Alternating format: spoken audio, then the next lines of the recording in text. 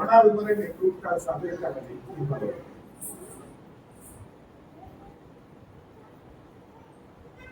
நமக்கு பாக்கியம். நீங்க ஒண்ணு நல்லா சிந்திச்சு பாருங்க. ஆதியில இருந்த அந்த காரியம், அந்த அன்பு, அந்த வேத வாசிப்பு, அந்த ஜெபம், கர்த்தருடைய சமூகத்துல வந்து நிற்கக்கூடிய அந்த தாகம், அன்னைக்கு எந்த நிலையில வந்து இன்னைக்கு பாடுவது எல்லாத்துக்கும் முதலாளி யார் வராங்களே. அன்னைக்கு நிறைய காரியங்களை கர்த்தர் நம்ம கற்றுக் கொடுக்கணும். செய்தி நடந்துன்னு இருக்கும் தேவன் பேசு. அது போல அனுபவம் எனக்கு நிறைய. செய்தி பேசும் போது இது மாம்சீகமா, இது நான் கொடுத்த செய்தியா இருக்கிறது தெளிவா பேசணும். நாம என்ன செய்யணும், அவங்க என்ன பிரசங்கம் பண்றாங்க, யாருக்காக பண்றாங்க கூட தேவ ஆவியானவர் பேசுவார். நமக்கு வேண்டும் மனம் போல ஒரு தாகம் யாருக்கு வேணும்? நமக்கு வேணும். இரண்டாவது, தேவ சமூகத்தில் வந்து நிற்கிற பாக்கியம் நமக்கு கிடைக்கும். தேவனை துதிக்கக்கூடிய ஸ்லாக்கியம் ஜீவன் உள்ளவர்களும் கிடைக்கும். மனிதர்களும் பாவத்துல இறங்கினவர்களும் ஒன்று அறியாது அவர்கள் தேவனை துதிக்க முடியாது. பரலோகம் முழுவதுமாக தேவனை துதிக்கும். அப்ப பரலோகத்துக்கு செய்யப்படுவது போல இந்த பூலோகத்துக்கு செய்யப்படணும்னா இந்த துதிக்கிற துதிக்கு நீங்க ஆயத்தமாக இங்க நான் துதிக்கிறேன்னா அவங்களுக்கு அங்க யாரும் தெரியும். வெளிப்படுத்தின விசேஷத்தான் நிறைய வாசித்தீங்கன்னா தன்னுடைய விருதுகளெல்லாம் எடுத்து கீழே வச்சுட்டு சாஸ்திரமா விழுந்து சேனைகளின் கர்த்தர் பரிசுத்தர் பரிசுத்தர் பரிசுத்தர் என்று சொல்லி ஓயாம தன்னுடைய மேன்மை எல்லாவற்றும் இருக்கிறார்.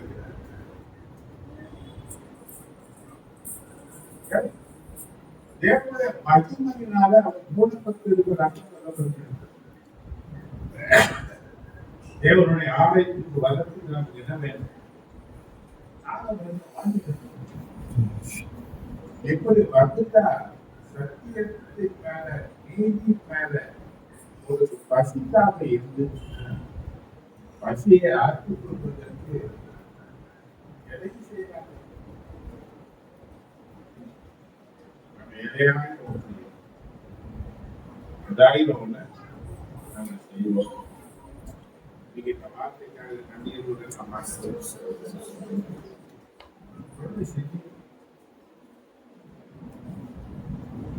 எழுத வரீங்க. கால தாமதமா வளர்ந்த கருத்து இன்னும் கொஞ்சம் கஷ்டம். பரவாயில்ல. தேவனுக்காக நீ இழக்கிற ஒவ்வொன்றும் பல மடங்கு ஆசீர்வாதத்தை வாழ்க்கை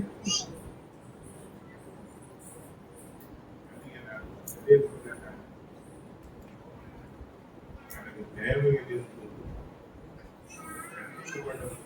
காலத்துல ரொம்ப கஷ்டம்.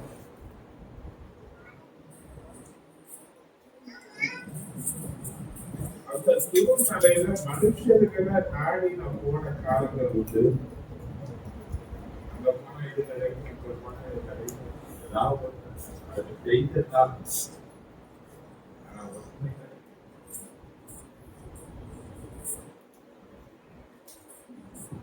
காலையில தேவனுக்கு எழுது, காலையில வேதத்தை வாசி, காலையில ஜெபம் பண்ணுங்க. காலம் என்பது திருப்தியான நிலை. நீங்க நிறைய பேருடைய வாழ்க்கையில ஏன் திருப்தி இல்லை?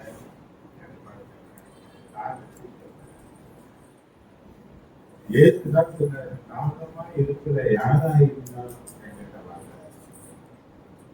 நான் தீப தண்ணீர் உள்ள நதிகள் உனக்குள்ள பாய்ந்து நதி தாகத்தை பார்த்தல ஏராளமான ஜனங்களுடைய தாகத்தை தீர்க்கும், ஏராளமான ஜீவராசிகளுடைய தாகத்தை தீர்க்கும். அது மரம் செடி துணிகளை எல்லாம். அப்ப பலவிதமான ஜனங்களுக்கு அது ஆசீர்வாதமா மாறுதுன்னா யாருங்க வந்து ஒரு தாகத்தை சிறிய எழுதி அவன் வாழ்க்கை தவறான ஒரு வாழ்க்கை. இயேசுவை சந்திக்கிற பேசுற கொஞ்ச நேரத்துல அவன் வாழ்க்கை மாறும். இருக்கிற மாற்றப்பெல்லாம் அந்த ஜனத்தாலே ஊருக்குள்ள போய் சொல்றாரு, நான் செய்த எல்லாருக்கும் ஒன்று சொல்றாரு, அவன் மேசியா தானா நீங்க வந்து பாருங்க.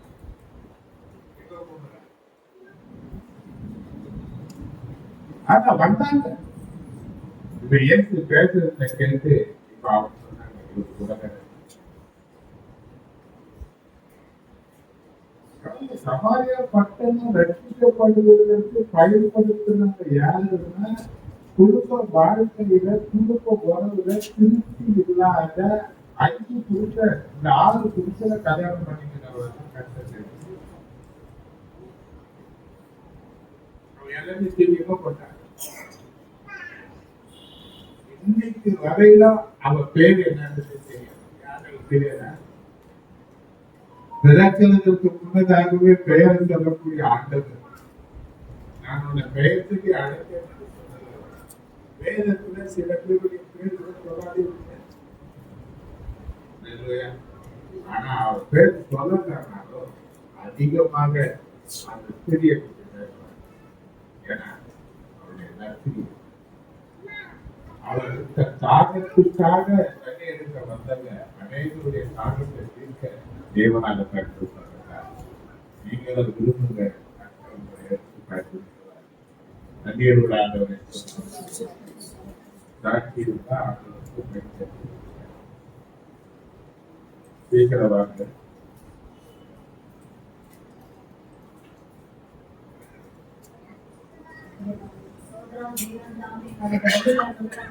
திருமண நாளைக்கான தேவன் திருமணி செய்தார். 42 வருடம் தேவனாய கர்த்தர் ஒவ்வொரு வருடம் தாய் ஏற்று தத்துவத்துக்கு நடத்தி வந்தார். கடந்த ஆண்டுகளில் அநேக கடிதங்கள் சோர்வுகள் எங்களுக்கும் எனக்கு உரித்தார். இருந்தால் எல்லாவற்றையும் நீக்கிக் கொண்டு புதிய ஆண்டிலே புதிய பலத்தை புதிய சுகத்தை தேவன் கொடுத்து அவருடைய சமூகத்தை கொண்டு அந்த சாட்சியை தேவன் நினைத்தார்.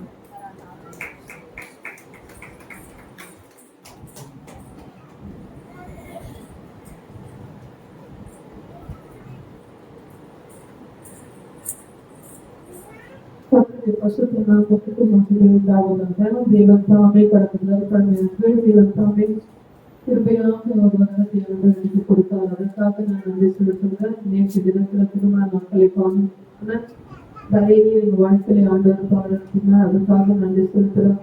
எவ்வளவோ தேவைகள், எவ்வளவோ பிரச்சனைகள், சமாதான கேடுகள் இருந்தாலும் தேவன் தாமே எங்களை நடத்தி வந்தார், எங்களை போஷித்து வந்தார், எங்கள் குடும்பத்தில் சமாதானத்தை தந்தார், சந்தோஷத்தை தந்தார். நல்ல கணவர் பிள்ளைகளை ஆண்டவருக்கு கொடுத்து வந்தார். தேவன் செய்த எல்லா நன்மைக்காக கிருபைக்காக நான் அதற்கு கோடான கோடி நன்றி செலுத்துறேன். சாட்சியை தாமே தேவன் ஆசீர்வதிப்பாராக. ஆமென்.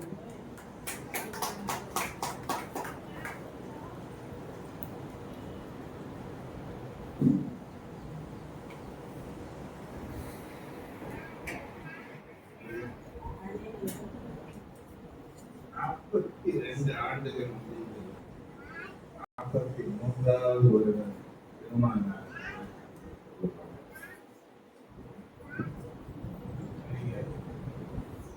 நான் கடந்து போன பாதைகளை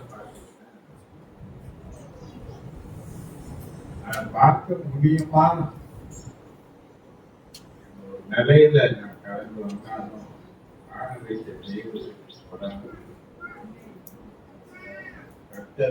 நினைத்ததற்காக அவர் ஆசீர்வதிப்பார். அந்த கிருபையை கண்டு வாழ வைத்தார். செய்து வரக்கூடிய எல்லா நன்மைகளும் எல்லாம்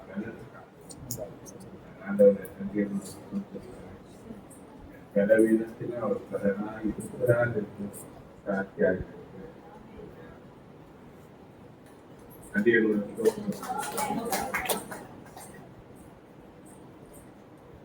நேற்று சிறப்பு ஆராதனைக்கு ஓரளவு மாட்டிக்கிட்டோம். ஆனா சில பேர் என்ன பண்ணுறாங்க,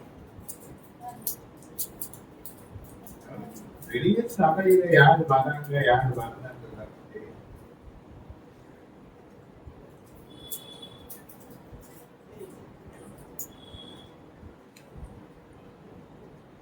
யாரு ரொம்ப பிரயாசம்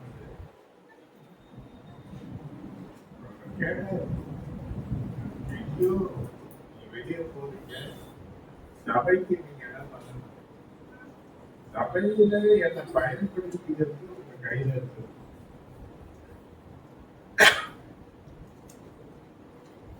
எப்படியாவது வரமாட்டாங்க.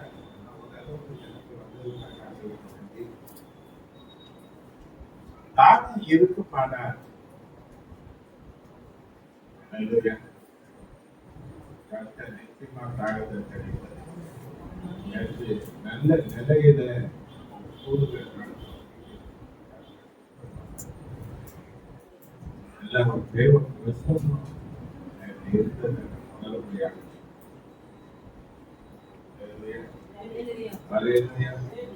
நாம இன்னும் நாளுக்கு நாள் கர்த்தருக்கு கடனடையணும். கர்த்தருக்கு வேத வசனத்துல வளர்ந்து தேவனுடைய அபிஷேகத்தை நாம சகலத்தையும் அழைத்தவர்களாக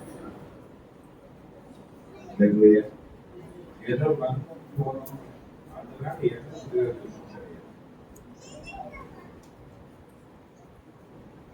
இந்த ஏற்பாடு பண்ண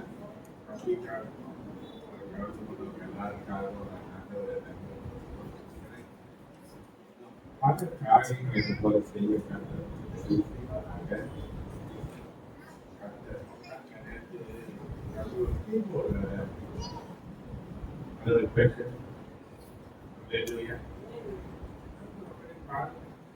இதெல்லாம் வச்சு ஆரம்பிக்கணும்னு ஒரு ஆசை இருக்கு. ஆனா எனக்கு என்ன பண்ணல, இது எல்லாத்துக்கும் பங்கெடுத்தோம்னா இதை விட மேலான காரியத்தை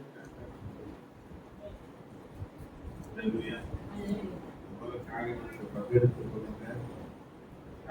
முயற்சி எடுங்க. எவ்வளவு லீவு போறீங்க, எவ்வளவு காரியங்கள் தேவையில்லாமலாம் லீவ் ஆகுது, எல்லாம் உனக்கு பலனை கட்ட நூறு மனசு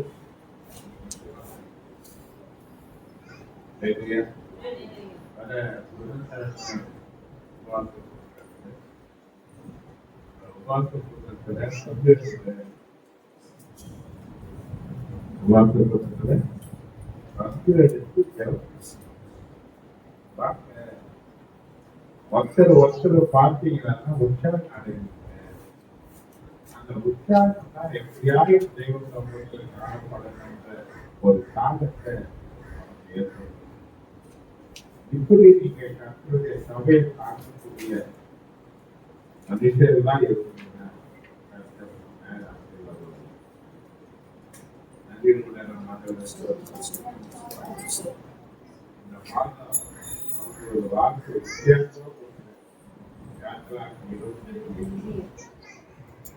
அவருக்கு நடுவிலே நான் வாசம் பண்ணேன். ஒரு பரிசுத்த ஸ்தலத்தை உண்டாக்குவார்.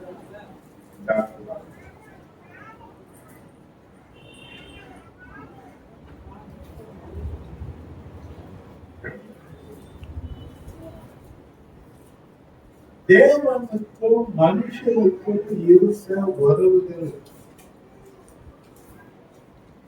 அது கட்டாயிடுச்சு.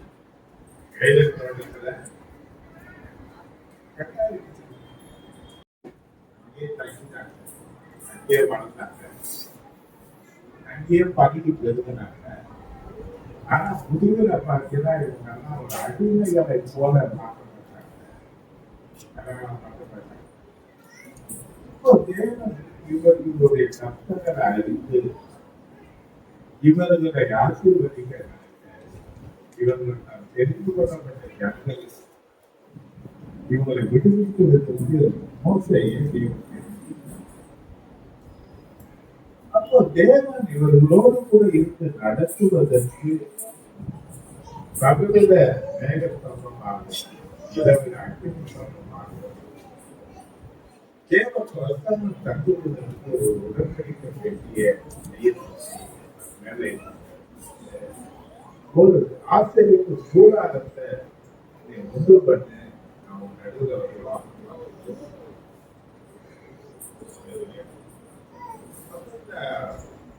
ஆசிரியருக்கு கூடார இருந்ததான தேவன் தங்கக்கூடிய இடத்துக்கு பல பொருட்கள் தேவையா, ஒரு சரீரத்துல பல அவயங்கள் இருக்கிறது. ஆசிரியருக்கு கூடாரத்தின் வேலைகளுக்காகவும் பல பொருட்கள் தேவையா. அது ஒரு முக்கியமான பொருள் அவருக்கு பேசணும். அது ஒரு மரம். அந்த மரத்துலதான் முட்டால போடப்பட்டது, வெள்ளினால போடப்பட்டது, வெண்கலத்தினால போடப்பட்டது. இப்படி எல்லாம் அந்த மரத்துல போடப்பட்டது. இந்த மரம் என்ன மரம்னா சீத்தி மரம் என்ற ஒரு மரத்தை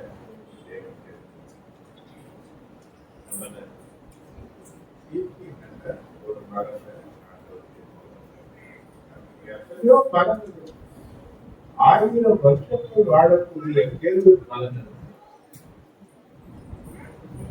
அதனுடைய அகலம் பார்த்தீங்கன்னா எவ்வளவு பெரிதா இருக்கு. அது எத்தனை வருஷம் இருக்குன்னா கூட 1000 வருஷத்துக்கு கூட அந்த மரம் இருக்குன்னு சொல்றாங்க. அந்த மரத்தை எல்லாம் கூட விட்டு நல்ல பலன் நிறைந்தது தேர்வு பார்த்து சொல்றாங்க. நீங்க காரணத்துல பார்த்தீங்கன்னா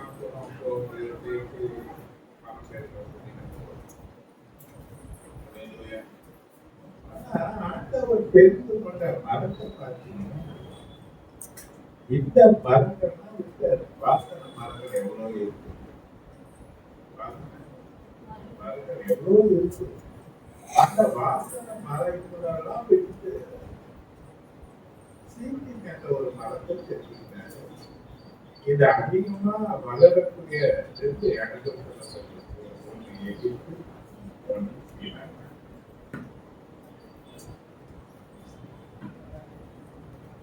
எகிப்துல இந்த மரத்தை தெரிஞ்சிருக்க வாய்ப்பு கிடையாது. ஏன்னா எகிப்துல இருந்து அடிமைத்தனத்துக்கு மீட்டெடுத்து வருகிற வழியில தான் ஆண்டவருக்கு ஆசிரியருக்கு கூட. அப்போ இவங்க அந்த மரத்தை எங்க கண்டுபிடிச்சிருப்பாங்கன்னா சீனாய் மலையில தான், இந்த வனத்துல தான் இந்த மரத்தை. இப்ப நம்மளையும் ஆண்டவர் சொல்றது 32:10-11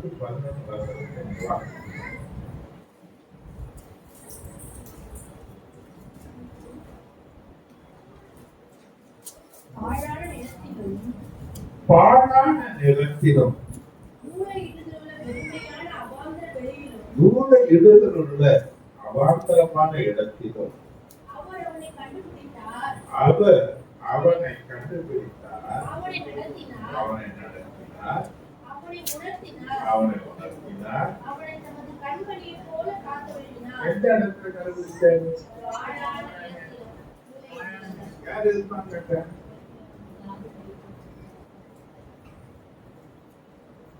எங்கதான் இருக்க? பாழாயிட்டு இருந்தார்.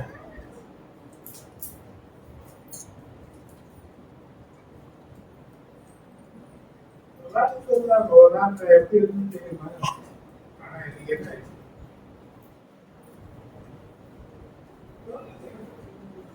ஒருவேளை யாருமே எதிர்பார்க்க முடியாம யாரும் ஒரு வார்த்தை ஒரு கேள்வி சாத்தியா என்று கேட்க கூட ஆதியா அந்த நிலையில நான் உனக்கு தொடர்ந்திருக்கிற என்ற வார்த்தை வெளியே துணையா இருக்கு.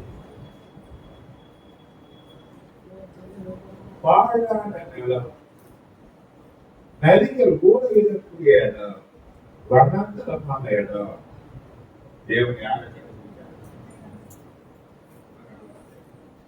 இதெல்லாம் நம்ம ஆரம்பித்த யோவான் 11:16. நீங்கள் என்னை தெரிந்து கொள்ளவில்லை, நாமத்தினாலே நீங்கள் எதை கேட்கிறீர்கள் அதை அவர் கொடுக்கத்தக்கதாக நீங்கள் போய் கனிவொடுக்கும்படி, அது நிலைத்திருக்கும்படி நான் உங்களை ஏற்படுத்துகிறேன். எது தெரிஞ்சீங்கன்னா கனி கொடுக்கணும், அந்த கனி நடக்குது. ஏன்? எதுக்கா கனி? எதை மட்டும்தான் இருக்கு? ஒரு முறை செய்தியில சொல்லியிருக்கிறார், இலை மட்டும் இருக்கிற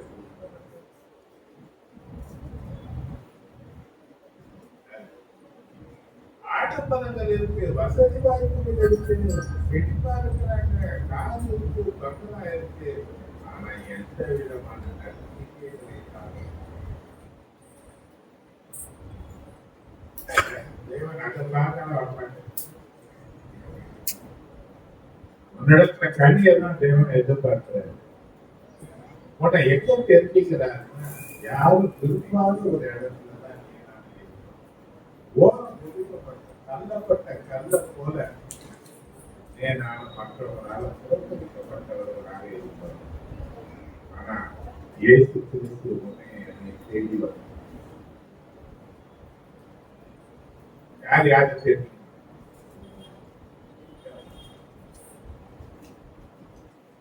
இப்போ இந்த சிற்பி மதத்தை யார் தெரிஞ்சுக்கிறாங்க பாருங்க.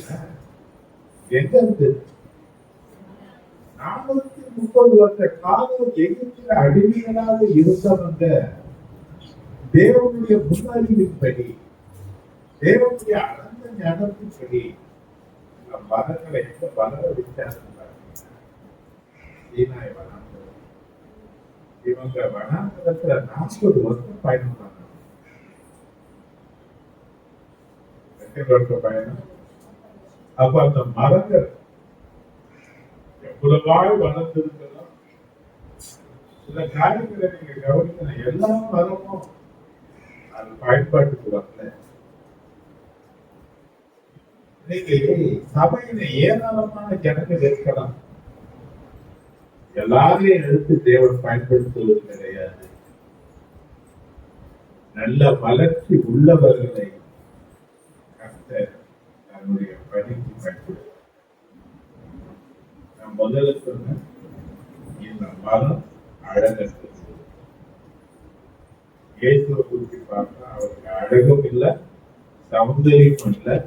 அவரை பார்க்கும்போது அவரை பார்க்கக்கூடிய ரூபம் அவருக்கு இல்லாமல் அந்த அளவுக்கு ஒரு அழகான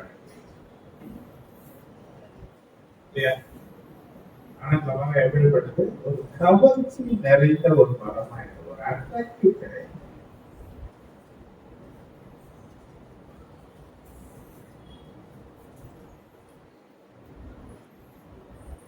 இந்த மரம் கருப்பு நிறமா இருக்கு. ஆனா அந்த மரத்தை பயன்படுத்தும் போது, அறுக்கும் போது மிக உறுதியான அழகான பலகைகள் அதில் இருக்கலாம். இரண்டாவது சொன்ன இது முள்ளுகள் நிறைந்த ஒரு மரம். முள்ளு சாபத்தின் அடையாளம். ஒரு நாள்ல நீயும் நான் ஆசீர்வாதத்துக்குரியவர்களாக இல்லை, சாபத்துக்குரியவர்களாக இருந்தோம், தேவனுடைய கோபாட்டின் கீழே இருந்தோம் என்று சொல்ல. ஆனா இந்த முள் சாபத்தை ஏற்படுத்தி கல்வாரி சிலுவையில முள்மொழி சூட்டப்பட்டவனா அந்த முள்ள அந்த வாழ்க்கையிலிருந்து எடுத்து அவர் தன்மையில ஏற்றுக்கொண்டார். முள் நீக்கப்பட்ட மரம் ஒரு வடவழு தன்மை இருக்கும். அது கிட்டவே நெருங்க முடியாத மரத்தை, ஏன்னா முள்ளு சுத்தம் காயப்படுத்தும். ஒரு நாள் ரட்சிக்கப்படுவதற்கு முன்னதாக நம்ம அப்படிதான் நம்மகிட்ட நெருங்கி வந்து பேசுவதற்கே பயனாங்க. ஐயோ அவன் பேசினா அதிகமா பேசுவான், அவன் சண்டை போடுவான், பற்பல காரியங்களை சொல்லி நம்மளை பார்த்திருந்ததுக்கு நம்ம கிட்ட பேசுறதுக்கு கூட இந்த முள்ளுகளை போல நம்ம மற்றவங்களை காயப்படுத்தக்கூடியவர்களாக இருக்காங்க. இப்ப இந்த முள்ளுகள் எடுக்கப்பட்டு ஏற்று தலையில் சாபம் நீக்கப்பட்டது. இன்னைக்கு ஆசீர்வாதத்துக்குரியவர்களாக கர்த்தர் தெரிந்து கொண்டாரு. நெருங்கவே முடியாதவர்களை போல வாழ்ந்த நம்முடைய வாழ்க்கையில நெருங்கி வரக்கூடிய நிலைகளில அநேக நம் பக்கத்துல வந்து நிற்கவோ நம்மளை தொடுவதற்கோ இப்ப கர்த்தர்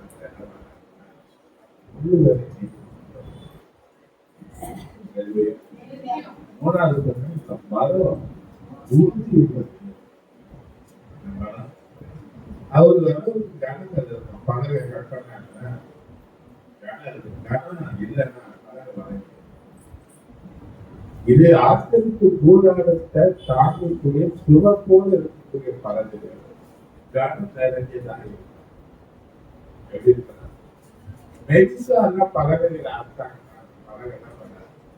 ஏன்னா 15 அடி பழம் 15 அடி உயரம் பலகை. அப்ப அந்த உயரமா இருக்கிற பலகை மேல பார்த்து வைக்கும்போது வரையாத வெடிக்கான பலகைகள் உறுதியாக உள்ளதாகவும் கனம் உள்ளதாக இருக்கணும். நாலாவது உறுத்து போகாது. அதனால என்ன பண்ணாங்க உறுத்து போக 2 காரியத்தை வச்சு போன மாசம் சொன்னேன். ஒரு அவிசுவாசம் இன்னொன்று குழந்தை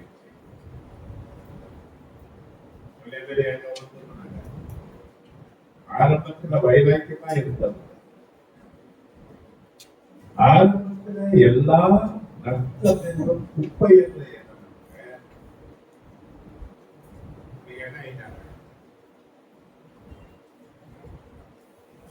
எதனா கட்டுனாங்களோ இப்ப அதே நான் யாருக்கு கட்டுறது திரும்ப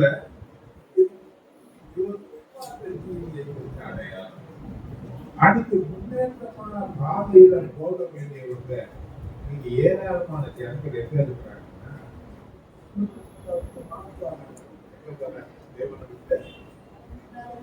ஏன்னா இவங்க உரு தன்மை கிறிஸ்துவின் அன்பை விட்டு என்னை பிரிப்பவர் யார் என்று கேட்டார். இன்னைக்கு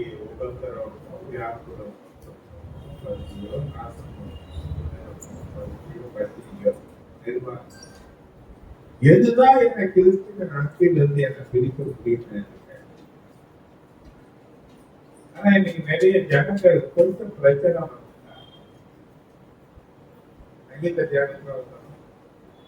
எனக்கு ஒரு கேள்வி 1000 கேள்வி கேட்டிருந்தாலும்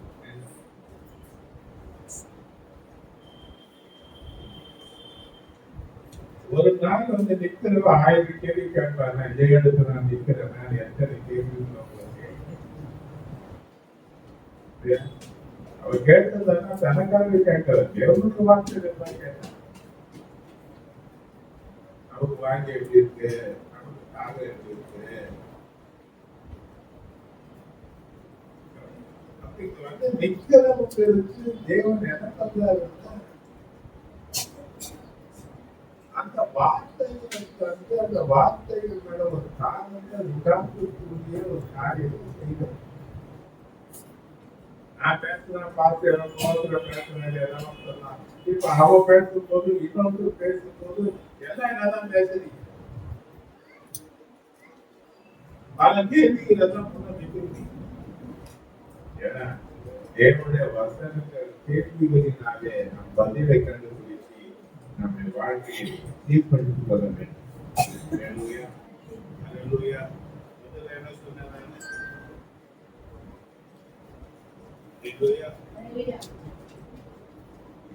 கருப்பு சொன்னேன். 2வது உள்ளூரில் உள்ள பாடம். 3வது கனமுள்ள உறுதியான மலர் சொன்னேன். 4வது குறுக்கு போகாத மரம். 5வது இது உயரமாக வளரும். வாழ்க்கையில எல்லாவற்றையும் வளர வேண்டும். எதை குறிக்குது? வளர்ச்சி இல்லாத ஒருத்தனை தேவன் பயன்படுத்த முடியாது. அதனாலதான் அந்த மரத்துல பலகைகளை வச்சு ஒரு அளவுல தேவன் கொடுத்திருக்கிறார். என்ன கொடுத்திருக்கிறாரு? எப்படி பாருங்க, 10 பழம் வயல எவ்வளவு இருக்குமா? 10 பழம் ஏறக்குறைய 15 அடி. 15 அடின்னு ஆயிரத்தி எவ்வளவு இருக்குன்னு பாருங்க. இந்த செடிங்கன்னா ஒரு 12 அடி இருக்குமா? அப்ப இதை விட மேல போகும் 15 அடினா. அப்ப பலகை வெட்டி எடுக்கணும்னா 15 அடி. அந்த பலகை வேணும்னா அந்த மரம் எவ்வளவு வளர்த்திருக்கிறது கவனிங்க. அகலம் 1.5 மடங்கு சொல்லப்பட்டு இருக்கு. அல்லேலூயா, அல்லேலூயா. நீங்க என்ன பண்ணணும்? வளர்ச்சி இருக்கணும். வளர்ச்சி இல்லாத எந்த மருந்து தேவன் பயன்படுத்த மாட்டாரு. நீங்க நாம இருக்கலாம். அந்த வளர்ந்தரத்துல எத்தனையோ சீக்கு பலன்கள் இருக்கும். 10 அடி உயரம் உள்ளது இருக்கலாம், 12 அடி உயரம் உள்ளது இருக்கலாம், 15 அடி உயரம் உள்ளது கூட இருக்கலாம். ஆனா பறவையே 15 அடி உயரமே. அதுக்கு குறைவா இருக்கிறது ஒன்றும் மிக வராது. அப்போ இன்னைக்கு பாருங்க என்ன நடக்குதுன்னா, இன்னைக்கு பூமியை எப்படி ஆகி போச்சுன்னா, இன்னைக்கு வளர்ச்சியே இல்லாதவங்க எங்க வந்துட்டாங்க. இது கடைசி காலத்தில் அடையாளம். ஏராளமான இன்னைக்கு ஊழியர்கள் எழுத போறாங்க, கள்ள போதகர்கள் பெருக போறாங்க, கள்ள தீர்க்க தரிசனங்கள் எங்கேயும் கட்டமைக்கப்பட போகுது. இன்னைக்கு இது தேடி ஓடக்கூடிய ஜனங்கள் இருக்க போறாங்க. இவங்க ஏமாற்றி வர போகிறாங்க.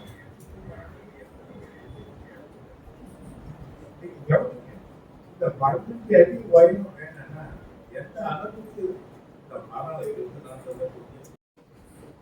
இது ஆளுடைய நிலையில பார்த்தீங்கன்னா, இன்னைக்கு ஆண்டவருக்குள்ள வளர்ச்சியில வளரணும். வரங்களை கொடுத்திருந்தால் வரங்கள் வளரணும். உனக்கு தேவனுடைய வசனங்கள் கொடுப்பாங்க. வசனம் வளர்ந்து பெருகி இருக்கணும். நீ தேடினவர்களாக காணப்படணும். நீ இப்படியாப்பட்ட நிலையில வளர்ச்சி அந்த நிலையில இருந்தீங்கன்னா உன்னை தேவன் எங்க பயன்படுத்த மாட்டேன். சபைக்கு வர நல்லதுதான். ஏன் வர? சபை சத்தியத்துக்கு ஆதாரமாக இருக்கு. சபை சத்தியத்துக்கு ஆதாரம். பேஸ்மெண்ட் அதான். இந்த பேஸ்மெண்ட் மேல நீ கட்டப்படணும். நீ பண்ண யார், நீங்க யார், நீ வளர்ச்சி அடையணும் என்பது தேவனுடைய நோக்கம். அப்ப இந்த சத்தியத்துல நீ விடுவிக்கப்படணும். இந்த சத்தியத்தினால நீ பரிசுத்தம் அடையணும். இந்த சத்தியத்தை சாத்தானுக்கு விரோதமான பட்டயமாக மாற்றி நீ ஒரு யுத்த மனுஷனாக காணப்பட்டு கிறிஸ்துவுக்கு எப்பொழுதும் எல்லாவற்றிலும் நீ ஜெயம் சொல்லுகிறவனாக நீ வளர்ச்சியில வளர்ந்திருக்க வேண்டும். அல்லேலூயா, அல்லேலூயா. அப்போ ஐந்தாம் சொன்ன உயரமாக வளரக்கூடிய ஒரு மரம். ஆறாவது வளர்ச்சி அடையணும்.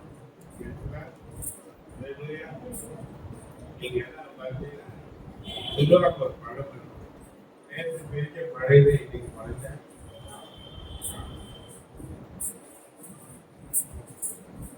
இன்னைக்கு பொதுவாகவே பல காரியங்களை இன்னைக்கு பேசக்கூடிய ஊழியர்கள் தெரிவிக்கிறார்.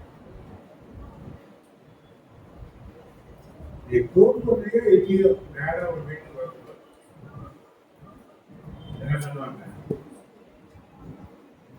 ஒரு ஜபம் பண்ணிட்டு என் வீட்டுக்கு வராங்க ராத்திரி 8 மணிக்கு. சில பேருகிட்ட நான் சொல்றது ஜெபிக்கவே வேண்டாம். ஏன்னா அவங்க சொல்லிட்டாங்க, ஐயா ரொம்ப கலப்ப ஐயா, நான் என்ன அதுல ஒரு தம்பி அவர் ஜபம் பண்ணிட்டு என்ன பண்றது வாங்கிக்கிட்டு நாங்க எது வந்தாங்க ஊழியம் செய்யறது வந்து ஜெபிவானம் தாண்டி வீட்டுகளுக்கு ஜெபிக்க வந்தது எங்க அவங்க என்ன பண்றாங்க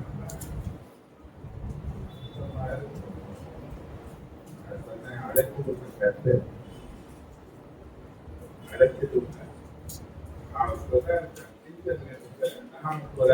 அதுக்கு போது ஏதாவது குறை இருக்குதான் கேட்டேன்.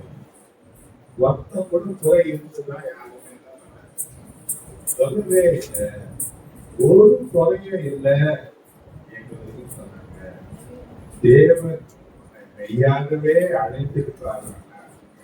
தேவன் பயன்படுத்தக்கூடிய அளவுக்கு நெடுங்காலம் ஒரு வளர்ச்சியில வளர்கிறதுக்கு நீ இருக்கக்கூடிய ஒரு மரத்தை போல காணப்பட்டா நிச்சயமா வாழ்க்கையில ஒரு குறையும் நிச்சயமா இருக்காது.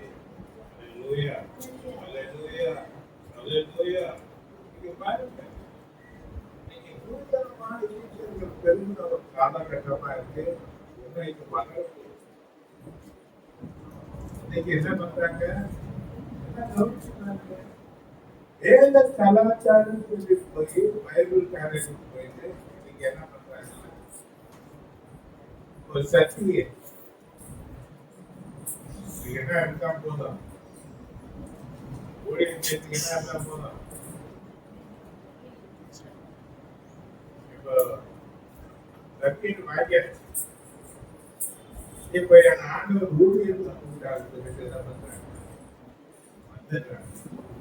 ஆனா ஊழியத்தின் பாதையில கஷ்டங்களும் நெருக்கங்களும் அவமானங்களும் நிந்தைகளும் பாடுகளும் பற்பல விதமான போராட்டங்களும் தனிவிதங்களும் வியாதிகளும்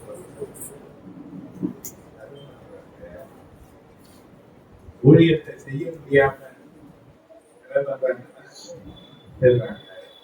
அவர் நெடுங்காலமாக இவங்க காத்திருந்து வளர்ந்தவங்க. நீங்க நேரங்கள் எடுத்து காத்திருந்து எதிர்க்கிற ஒரு நிலை இன்னைக்கு இருக்கிற ஊழியக்காரங்க ஊழியர் நீங்க ஏதாவது ஒண்ணு பண்ணிடுறாங்க, ஏதாவது செய்யறாங்க, ஊழியக்காரங்க என்ன பண்றாங்க, என்ன பண்ணல. அப்போ ஊழியத்துல வளர வேண்டுமானால் அடையக்கூடியவர்கள் காணப்பட வேண்டும்.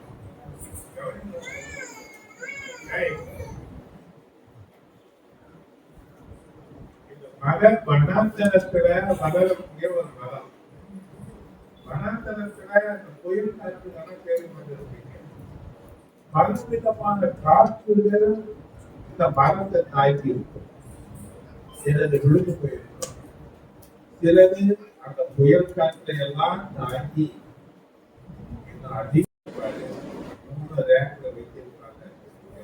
எப்போ வரானோ அப்போ அவன் சாப்பிட்டு எதை விழுக்கிறானோ அது சாப்பிட்டானோ சாப்பிட்டு அது சாப்பிட்டு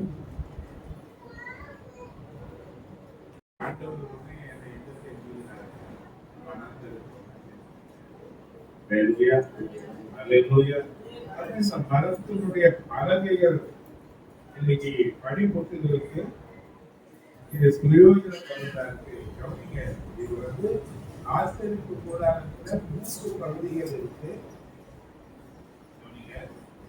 ஒன்று பிரகாரம், இன்னொன்று பரிசுத்தம், மூணாவது மகா பரிசுத்தம். பிரகாரம் பரிசுத்தம் மகா பரிசுத்தம் ரெண்டுத்தையும் பிரகாரம் பிரிக்கிறதுக்கு இந்த பலகைகள் தான் சுவரும் போல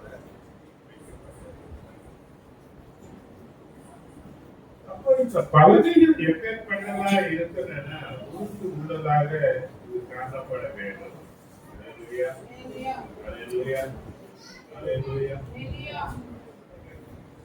இன்னைக்கு ஒரு கிறிஸ்தவன் பலவீனமானவனா இருக்கக்கூடாது. யாரா இருக்கணும், பலன் உள்ளவனாக காணப்படணும் என்பதற்கு இந்த பலனை ஒரு அடையாளம். இது அடையாளம். இன்னைக்கு நிறைய பேர் இறந்து இருக்கிறாங்கன்னா தியாகத்துக்கு சொன்னாங்க. நீங்க வாழ்க்கை ஓடுறப்ப எதுவுமே இருந்தாங்க புகழ். ஆனா கர்த்தருடைய தாக்குள்ள ஜனங்கள் வந்து போயிட்டாங்க. கர்த்தருடைய ஊழியத்தை தாக்குதல்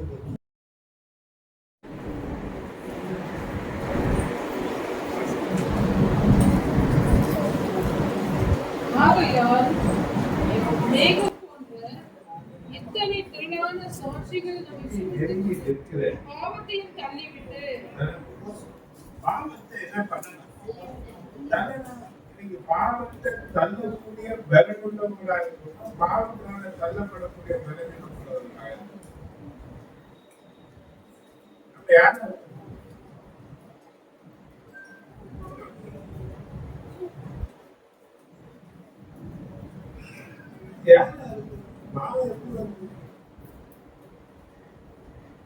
அதிகமான பேச்சுகள் கூட பாவத்தை குழப்பி சொல்றாரு. நான் வெற்றி என் மனசுல ஒண்ணு இல்ல சொல்லுவாங்க. நீ வாயை திறக்காத இருந்தா தூக்கில மாட்டாரு. நிறைய பேர் ஏன் தூக்கில மாட்டாங்கன்னா வாய் சும்மா இருக்கு. கேபினி பண்றாங்க.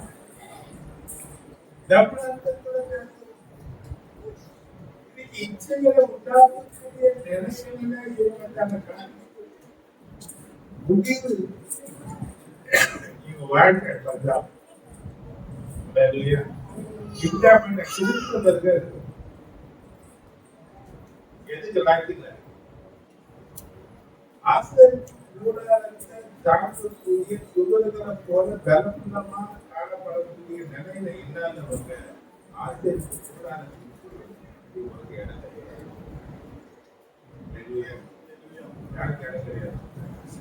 அப்போ இன்னைக்கு நம்முடைய பலவீனத்திலே தேவ பலத்தை பெற்றுக்கொள்ள வேண்டும். ஏன்னா சாத்தானுடைய நோக்கமே உங்களை பலவீனப்படுத்துவதுதான். தானியேல் முதல் அதிகாரம் நீங்க 8ஆம் வசனத்தை வாசிச்சீங்கன்னா அதற்கு ராஜா தானியேல் ராஜாவின் போதகத்தினாலும் அவர் பாடப்படும் திராட்சரசத்தினாலும் தன்னை தீர்ப்புப்படுத்தலாகாது என்று தன் இருதயத்தில் தீர்மானம் பண்ணிக்கொண்டு எல்லாம் தீர்மானம் பண்ணார்.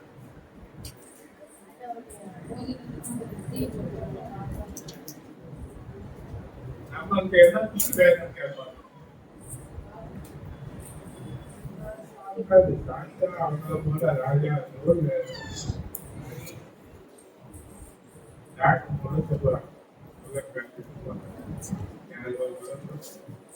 மத்தியானத்துல ராஜா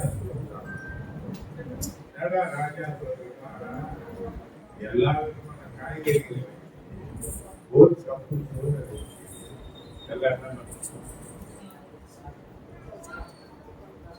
அப்படி யாருக்கு சாப்பாடு? இப்போ நம்ம சாப்பாடு எதுவே சொல்றாங்க. ராஜாக்களுடைய ஆகாரத்தை பற்றி எழுதி வச்சிருக்கு. எத்தனை கொடுத்த ஆடுகள், கொடுத்த மாடுகள், கொடுத்த ஜந்துக்கள் இல்லையா, எத்தனை விதமான கீரை வகைகள், காய்கறி வகைகள். அப்ப அந்த ராஜாவுடைய ஆகாரம் எத்தனை சத்து நிறைந்தது, எத்தனை சுவை நிறைஞ்சதா இருக்கும். அப்படியாப்பட்ட சாப்பாட்டை வேண்டாம் என்று சொல்லி தீர்மானம் எடுக்கிறாங்க. அந்த சாப்பாடு என்னை சீர்படுத்தி விடும், தேவனுக்கு அருவருப்பாக என்னை மாற்றிவிடும். அதனால நான் எதை சாப்பிட போறேன்? இவனை குறித்து சொல்லப்பட்டது வேத படித்தது சொல்றாங்க. இவன் அடிமையா கொண்டு வரும்போது 14 வயசு 15 வயசு. எத்தனை வயசு? இன்னைக்கு வாலிப பிள்ளைகளா இருக்கிற 30 வயதாச்சு இருக்கா? ஆண்டவருக்காக தேவன் உங்களை எடுத்து ஆசீர்வதிக்கணும். ஆண்டவர் உங்களை எடுத்து வருங்காலத்துல பயன்படுத்தணும். கவனிங்க, அதுக்கு தேவன் வேண்டிய திறமைகளை உனக்கு நிச்சயமா தருவாரு. வார்த்தைகளை அவர் உனக்கு தருவாரு, அவருக்கு நடத்துவாரு. ஆனா உனக்கு ஒரு தீர்மானம், நீ முடிவு எடுக்கணும். தேவனுக்கு விரோதமாக தேவன் என்னை அருவருப்பாக்கக்கூடிய எந்த தீட்டான காரியத்தையே நான் என்ன பண்ணலாம். என்ன பண்ணலாம்? ஏன் அந்த அருவருப்புனா, அந்த பாக்கக்கூடிய சரித்திரத்துக்கு ராஜாத்திற்கு வைக்கிற சாப்பாடு அது அவன் வணங்குற தேவதையாகிய விக்கிரகத்துக்கு வைத்து படைக்கப்பட்ட பிறகுதான் மற்ற எல்லாருக்கும்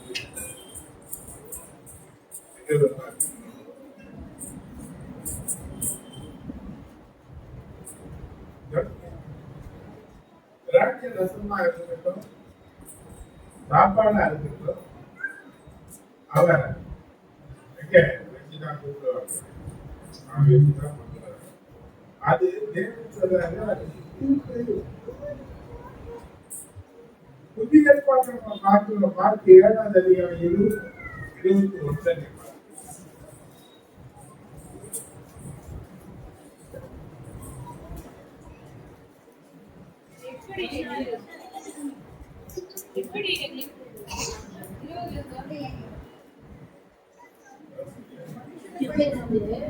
மனுஷனுக்குள்ளே இருந்து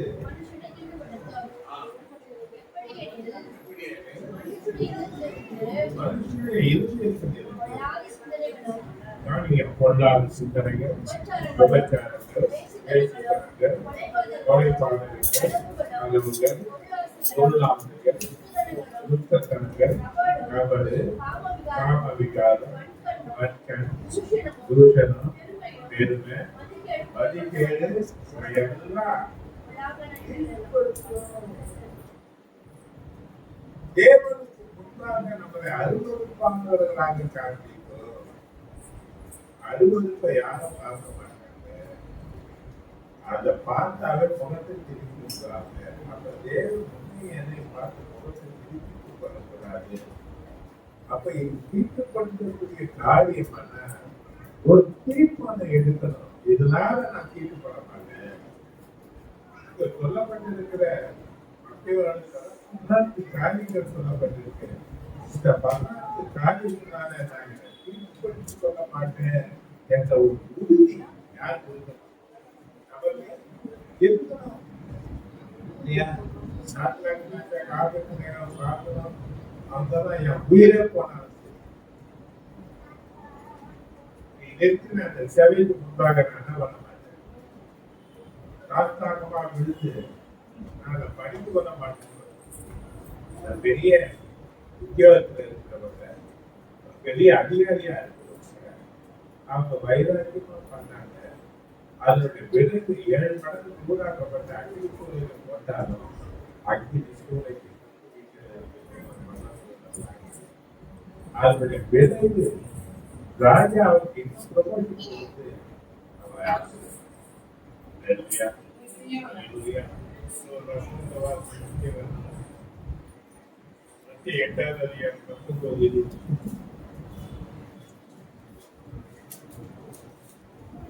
அப்பொழுது வேத பாரகன் ஒருவர் வந்து, போதகரே, நீர் எங்கே போனாலும் உம்மை பின்பற்றி வருவேன் என்றார்.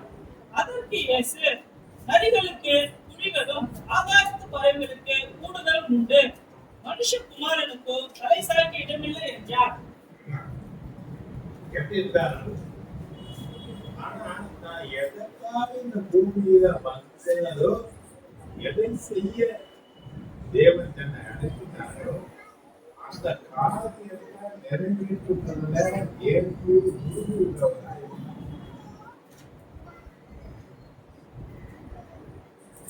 என்கிட்ட பேசு, நான் அவனை விழிச்சிருந்தான் பிளாக்.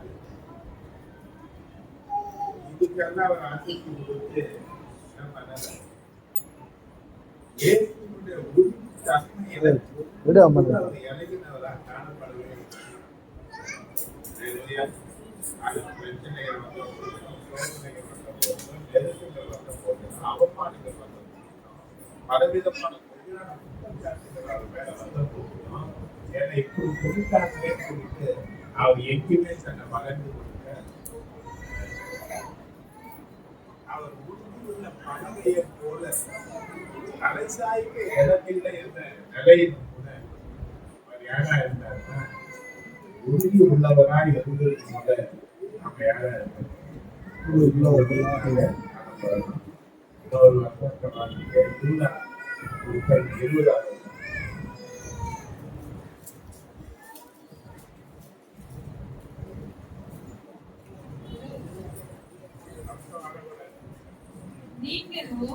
நீங்களோ பிரியமானவர்களே, பிரியமானவர்களே, உங்கள் மகா பரிசுத்தமான விசுவாசத்தின் மேல் உங்களை உறுதிப்படுத்திக் கொண்டு விசுவாசத்திலே உறுதியுள்ளவர்களாக காணப்படும். வேற புத்தி வேணும். நீங்க நம்முடைய விசுவாசத்தை லீடர்களை பார்க்கணும். கூடவே தான் இருந்தாங்க, கூடவே தான் சாப்பிட்டாங்க, படிச்சாங்க, ஏற்றாங்க, எல்லாம் பண்ணாங்க, ஊழியம் பண்ணாங்க. இப்ப ஆண்டவர் சொல்றாரு, எப்படி அக்கறைக்கு போகணும் அப்படின்னு சொல்றாரு. அக்கறைக்கு போக வாருங்கன்னு சொல்லிட்டு அவரும் படகுல ஏறி உட்கார்ந்துருக்காரு. போன வயது அவர் பிரயாணத்துல தூக்குறாரு சொல்லப்பட்டிருக்கு. இப்ப பெரும் காற்று ஒன்று எழுதியது, அலைகள் பெருசா எழுப்புது. அலைகள் பெருசா எழுதி படகுல விழுது. படகு விழுந்துருமோ என்ற ஒரு பயம் இந்த சீக்கிரம் தங்களால முடிந்த அளவுக்கு அவங்க பார்த்தாங்க. இப்ப இயேசுவை எழுப்புறாங்க. ஏனே நம்ம படிக்க போகிறோமே, உனக்கு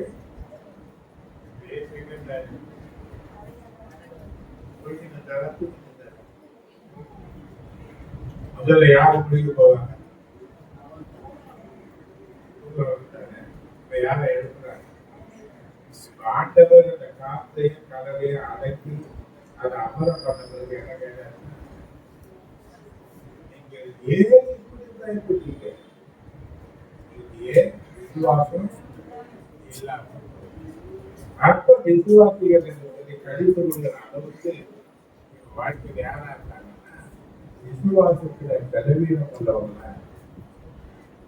ஏசு படகுல தான் இருக்கிறாரு, ஏசு வாழ்க்கையில தான் இருக்கிறார். ஏசு இருக்கிறவங்க படகு குடிக்கு போக முடியவே முடியாது.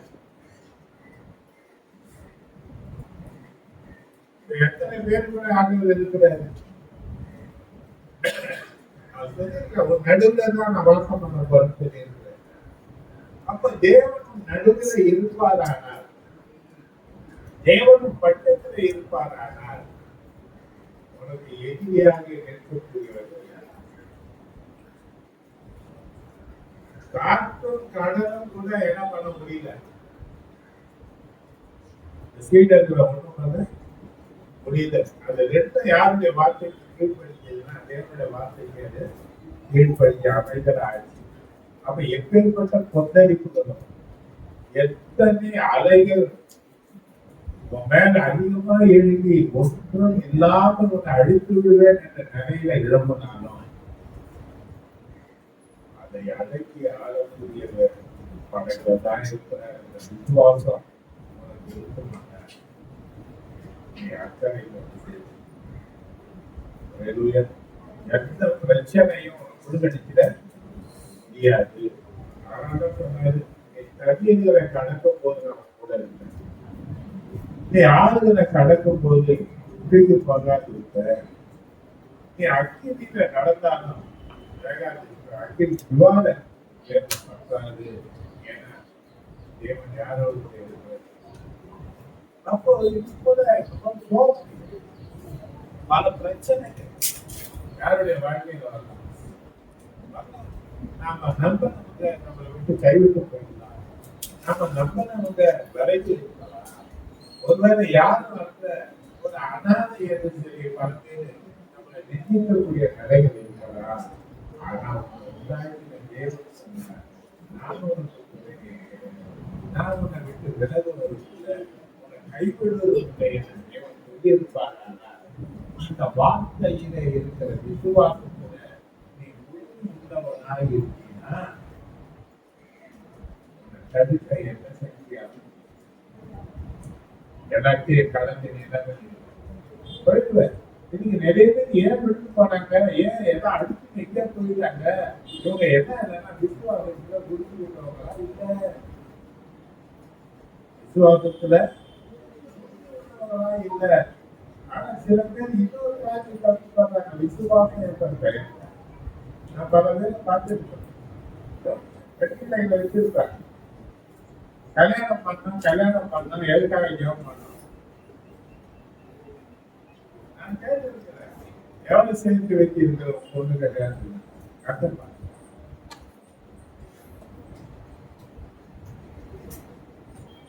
வேலை பார்த்து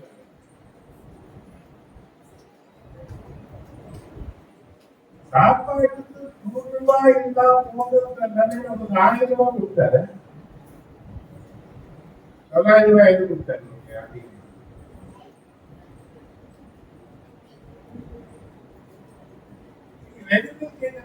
இன்னைக்கு வர வருமானத்தை அப்படியே அடிச்சுடுவாங்க. அவ்வளவுதான், ஒன்னா திருப்பி இருக்குது. நல்ல வக்கீல் மீனா வாங்குவாங்க, நல்ல வருத்த கையா வாங்குவாங்க, என்ன பண்ணுவாங்க? அப்படியே ஒரே வாசனை ஒரு நேரம், அடுத்த நேரம் நாத்தம். என்ன இருக்கு? தேவன் கொடுத்தது கணக்கு இருக்கு. தேவன் கொடுக்கிற ஒவ்வொரு காசுக்கும் என்ன இருக்கு? கணக்கு இருக்கு. அந்த பயம் உங்களுக்கு இருக்கணும். ஒரு தேவைகள் வரும், ஏன்னா நாளைக்கு என்ன நடக்குன்னு தெரியாது. ஆனால் கர்த்தர் கொடுத்ததுல நீ கர்த்தருடைய நாமத்திற்கு மகிமையாக நீ வைத்து பயன்படுத்தக்கூடிய ஆளா இருந்தீங்கன்னா ஆபத்து அவருக்கு இரட்சகராக இருந்து உன்னை எல்லாம் உன்னை வழி நடத்தும். விசுவாச நிலையில தவறான நிலையில பயன்படுத்தக்கூடாது. தேவனுடைய நாமத்திற்கு மகிமை தரக்கூடிய அளவுல விசுவாசத்தை உறுதியுள்ளவர்களாக இருந்தீங்கன்னா அடிமையின் தாக்குறது தப்புன்னு சொல்லல, ஆனா அதை வீட்டுல வச்சு இல்லையா? ₹150 ₹150 அது யாரா மாதிரி ஒரு 5 பீஸ் வாங்கினாங்க, 5 பேர் சாப்பிட்டாங்க. யாராவது கடையில வாங்கினாங்கன்னா பஸ்டாம இருக்கா, நல்லதாம இருக்கா, உடம்புக்கு ஆரோக்கியமாக இருக்கும். என்னைக்காவது கருத்து நடிகை கிடையாது. ஏன்னா கர்த்தர் கொடுத்தத விசுவாசத்துல எடுத்து வச்சு அதை வளரக்கூடிய நிலையை காண்பித்து நீ குரு உள்ளவன் என்பதற்கு பலர் என்ன பண்றது? பலகத்தில் அவங்க வெயிட் மேல 3 லேயர் போடலாம். அந்த ஆட்டுக்கு தகவல் இதெல்லாம் என்ன பண்ணுவாங்க? அப்ப அதனுடைய வெயிட் தாண்டணும். அந்த பலகை நிறைய பேருக்கு பாடம் எப்படி ஆகிடுது? ஆடுறது அவங்க நிமிர்ந்து இருக்கிறவங்க அந்த பெண்ணானது காரணம் பலகை உறுதி தன்மை மக்கள் ஆகிறது. அப்ப நீ உறுதி தன்மை உள்ளவனாக எத்தனை பாரங்கள் இருந்தால் அந்த சபைக்காக நீ எடுக்கிற பாரங்களா இருந்தால், குடும்பத்திற்காக எடுத்துக்கிறவர்களுடைய பாரங்களா இருந்தால், நீ ஒன்று உள்ளவனாக இருந்தீங்கன்னா நீ எல்லாரும்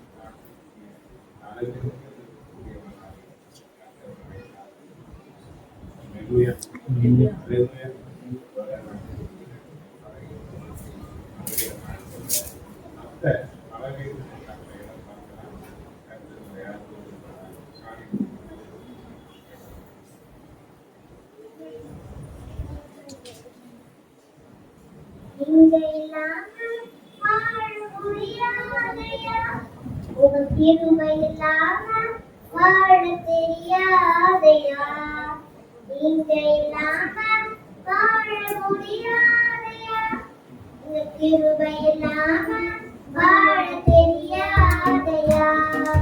இயேசுவே என் எஜமானரே,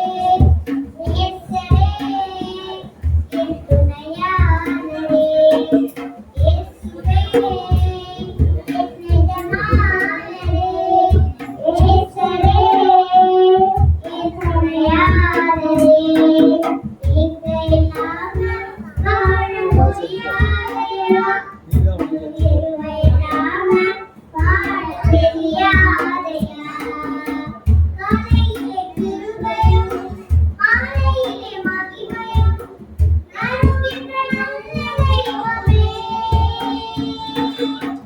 காலையிலே கிருபையும் மாலையிலே மகிமையும் நறுகின்ற நல்ல தெய்வமே நான் மறந்தாலும் மறப்பதில்லையே என்னை வெறுத்தாலும் வெறுப்பதில்லையே நான் மறந்தாலும் மறப்பதில்லையே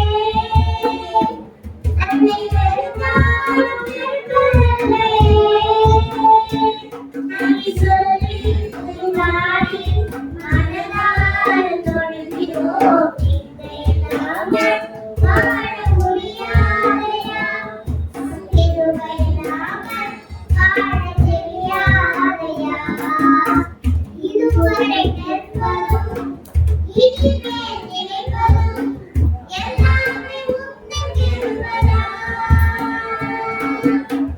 இதுவரை நிற்பதும் இனிமேல் நினைப்பதும் எல்லாமே உந்தன் கிருபைதான். பெருமை பாராட்டிட ஒன்றுமில்லையே தாங்கி நடத்துவது உந்தன் கிருபையே பெருமை பாராட்டிட ஒன்றுமில்லையே தாங்கி நடத்துவது உந்தன் கிருபையே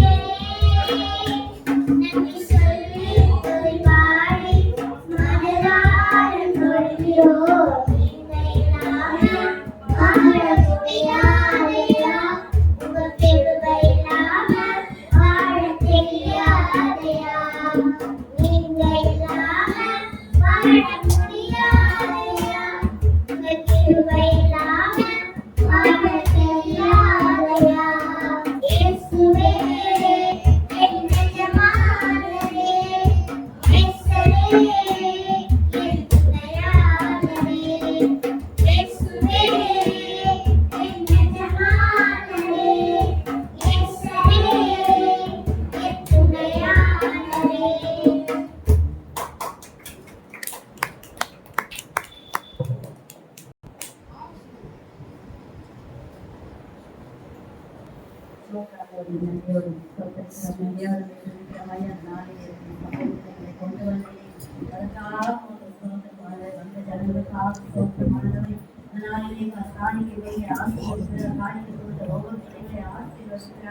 கையின் பிரயாசங்களை ஆசீர்வதித்தார் குடும்பத்தை ஆசீர்வதித்தார் தேவராய் கர்த்தர் தாமே ராஜா ஆசீர்வதித்து வழிநடத்துகிறார் கர்த்தரோட ஒவ்வொருத்தரும் இயேசுவின் நாமத்தினால் கேட்கிற விஜயனுடைய எண்ணத்துகிறார்கள்.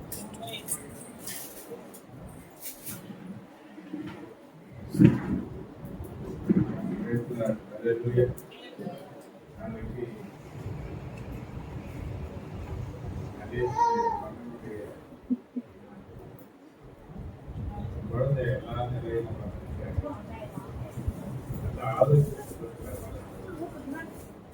பிள்ளை கர்த்தர்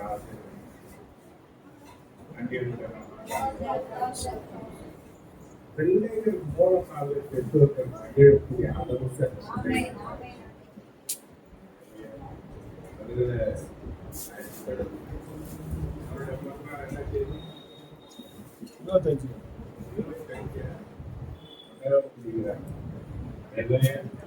கர்த்தர் என்ன பண்ண பிள்ளைகள் சபைக்கு தேவன் கொடுத்த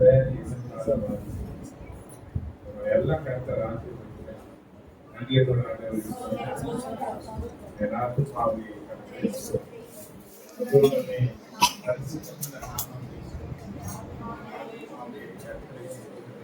கர்த்தர் செய்த சகல கர்த்தராகிய இயேசு கிறிஸ்துவின் கிருபையும் பிதாவாகிய தேவனுடைய அன்பும் பரிசுத்த ஆவியானவருடைய ஐக்கியம் ஆசீர்வாதங்களும் அவருடைய பாதுகாப்பும் பராமரிப்பும் வழிநடத்தும் நம் அனைவரோடும் பரிசுத்தவான்களோடும் வந்திருக்கிற அனைவர் குடும்பங்களோடும் என்று நீடித்து நினைக்கிறோம். Hallelujah. ஆகாரத்தை பொறுப்பெடுத்து குடும்பத்தை கர்த்தர் ஆசீர்வதிக்கிறார்.